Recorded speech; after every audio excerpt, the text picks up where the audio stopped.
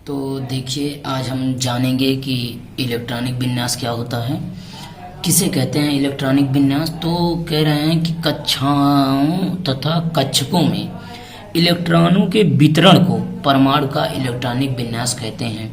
क्या होता है कि जो जितनी ऑर्बिट होती हैं, ये जो जैसे ऑर्बिट के एल दिखाई गई हैं, इन्हें सेल भी कहते हैं। तो इन सेलों में किस सेल में कितने इलेक्ट्रॉन होंगे, ये इलेक्ट्रॉनों का जो वितरण होता है, किस किस कक्षक में कितने इलेक्ट्रॉन होंगे, वो कहलाता है इलेक्ट्रॉनिक विन्यास। इलेक्ट्रॉनिक विन्यास जानने से पहले हम एक बात और जान लें कि ये जो इलेक्ट्रॉनिक विन्यास, इसको दिया था जो KLMN वाला जो इलेक्ट्रॉनिक विन्यास था, इसको दिया था बोर और बरी। बोर तथा बरी दो अलग अलग वैज्ञानिक थे। इन्होंने 1921 ईस्वी में ये नियम प्रस्तुत किए कि जो इलेक्ट्रॉनिक विन्यास होता है, इलेक्ट्रॉनिक विन्यास के लिए जो ये सेल होती हैं, ये जो कक्षक होती हैं, किन कक्षकों में कितने इलेक्ट्रॉन भरे जाते हैं, उसके लिए उन्होंने एक सूत्र दिया था। उस सूत्र को कहते हैं 2n²। इस सूत्र के अनुसार हम निकालेंगे कि के कक्षक में कितने इलेक्ट्रॉन होते हैं, एल कक्षक में कितने इलेक्ट्रॉन होते हैं, एम कक्षक में कितने इलेक्ट्रॉन होते हैं और एन कक्षक में कितने इलेक्ट्रॉन होते हैं। ये हम इस सूत्र के द्वारा निकालेंगे। एक बात और जान लें कि यहाँ पे जो एन दिया है वो एन है, एन इक्वल टू कक्षकों की संख्या, कक्षकों की संख्या, ये एन जो है कक्षकों की संख्या है। तो मान लें हम के में पहली कक्षक है, तो पहली कक्षक के लिए हम देखेंगे 2n² द्वारा, तो 2 × 1 का स्क्वायर इक्वल टू 2। तो जो के कक्षक में इलेक्ट्रॉन होंगे वो होंगे 2। अब हम देखेंगे दूसरे कक्षक के लिए। तो एल कक्षक के लिए 2 × n कक्षक मतलब दूसरी है, तो 2 का स्क्वायर इक्वल टू 2 2 जा 4, 4 2 जा 8। तो दूसरी कक्षक में होंगे 8 इलेक्ट्रॉन। तीसरी कक्षक के लिए अगर हम बात करें तो 2 × 3 का स्क्वायर इक्वल टू 18। तो तीसरी कक्षक में इलेक्ट्रॉन होंगे 18 और चौथी कक्षक के लिए होंगे 2 × 4 का स्क्वायर इक्वल टू 32। तो चौथी कक्षक में 32 इलेक्ट्रॉन होंगे। बस उन्होंने कुछ शर्तें बताई थी कि जो इलेक्ट्रॉन होता है वो जब तक उसकी पहली कक्षक नहीं भर जाती, मान लीजिए कि एक कक्षक नहीं भर गई पूर्ण रूप से, तब तक इलेक्ट्रॉन दूसरी कक्षक में प्रवेश नहीं करेगा, या दूसरी कक्षक पूर्ण रूप से नहीं भरी तब तक इलेक्ट्रॉन तीसरी कक्षक में प्रवेश नहीं करेगा। ये उन्होंने कुछ शर्तें दी थी। तो अब हम देखेंगे इन शर्तों के अकॉर्डिंग और इस किस सेल में कितने इलेक्ट्रॉन होते हैं उसको आधार में रखते हुए हम देखेंगे कि इनका तत्वों का जो इलेक्ट्रॉनिक विन्यास होता है वो कैसे होता है।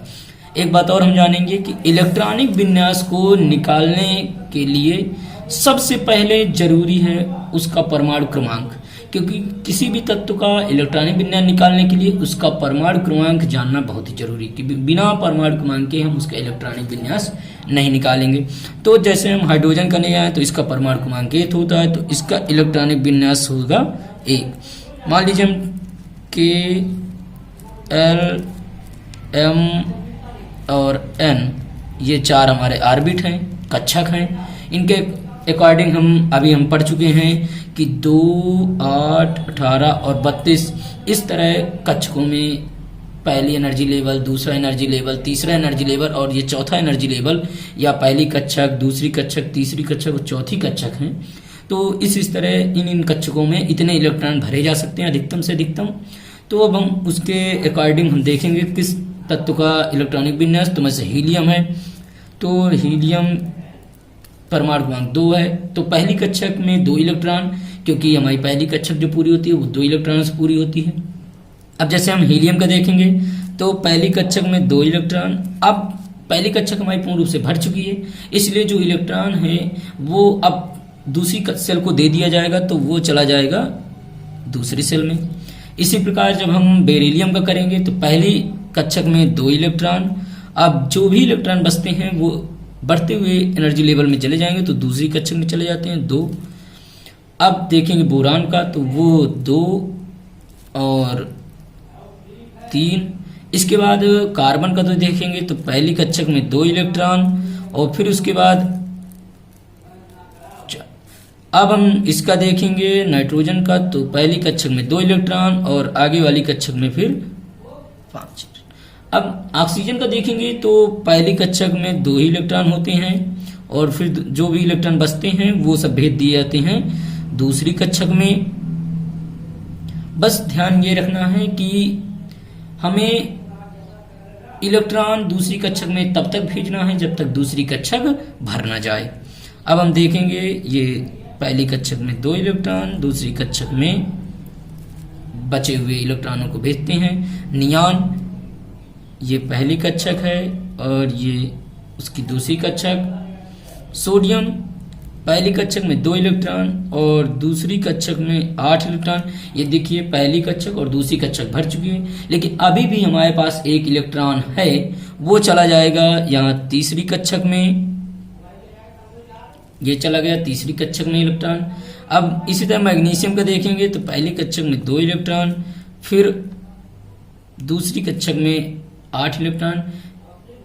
अभी हमने यहाँ पढ़ा है कि दूसरी कक्षक में 8 इलेक्ट्रॉन से ज्यादा इलेक्ट्रॉन नहीं हो सकते, तो इसलिए जो भी इलेक्ट्रॉन बचते हैं वो चले जाएंगे तीसरी कक्षक में। तो ये चला गया दूसरे इलेक्ट्रॉन चले गए तीसरी कक्षक में। बस हमें और एक बात का ध्यान रखना है कि इलेक्ट्रॉनिक विन्यास करते समय हमें बोर और बरी जो कि 1921 ईस्वी में उन्होंने जो नियम प्रतिपादित किया है उस नियम के अनुसार हमें ध्यान देना है।